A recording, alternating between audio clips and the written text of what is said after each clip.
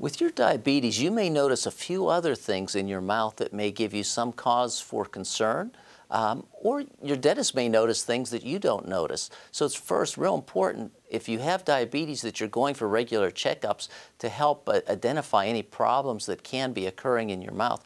One of the things you may notice, though, is that you may have a problem with having enough saliva or spit in your mouth. It's real important stuff, and we need to have it there. It helps protect our teeth and gums and keep it healthy. It helps fight infections. And with diabetes, sometimes you don't have quite enough and your mouth can seem dry. So if you ever hear the word xerostomia, it starts with an X. It's a big word, but basically we're talking about a dry mouth and not having enough spit in our mouths. It may help you. It may be important in terms of eating. It may be important in fighting infections and keeping your mouth healthy. So that's a real important thing to pay attention to.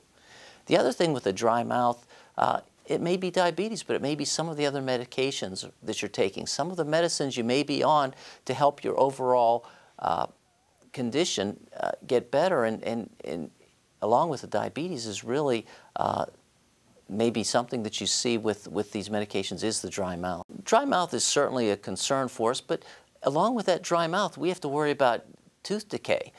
Cavities form, and they're more likely to form in patients such as yourself. If you've got a dry mouth, that we do have to worry about that. So that's another thing we can worry about.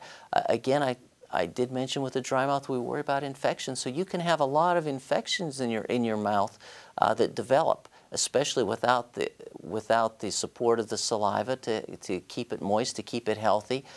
So again, going to see your dentist, going to get regular checkups becomes really important to look for these infections, and if they're there, they can be treated. That's the good news.